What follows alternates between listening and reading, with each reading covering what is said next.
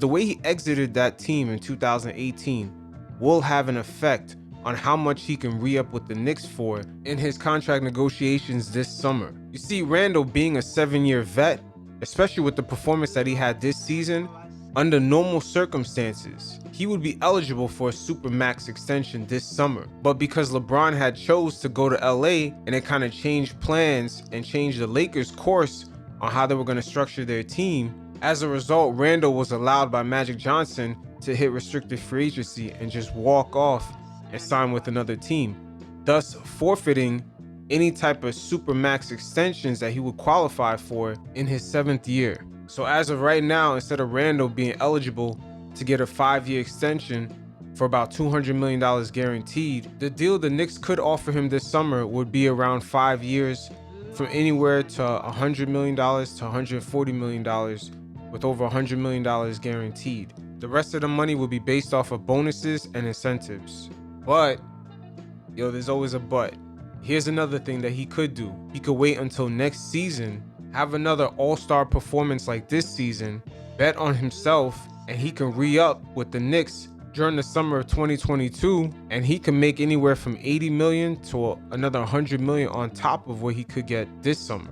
So that's just the financial side of LeBron making the decision to go to LA and how it costs other players money. See, we never tend to look at it this way, but Randle's gonna have to bet on himself for another year in order to re-up for the supermax dollars that he should have earned in year 7 after having a great performance, which is this year. It's crazy just looking at how Jason Tatum and Donovan Mitchell are in their 4th year of their rookie deals, but yet their extensions, because they stayed on the same teams, were both for 5 years, $195 million. And once again, I repeat, these guys are 4th year players, and they got 5 years, $195 million. Meanwhile, Randle, being a 7th year guy, only qualifies from anywhere to $100 to $140 million. That's because of bonuses and incentives. Only $100 million guaranteed. And these guys have $195 million guaranteed as 4-year players. So you see the difference.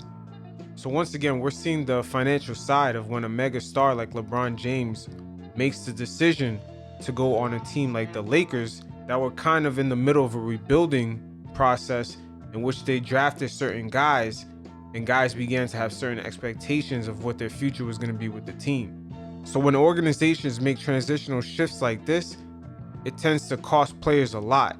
And with the great season Randle has had this year, we're going to see the effects of that this summer, especially when he's proven and has had peak performance, and now it's time for him to pretty much cash in.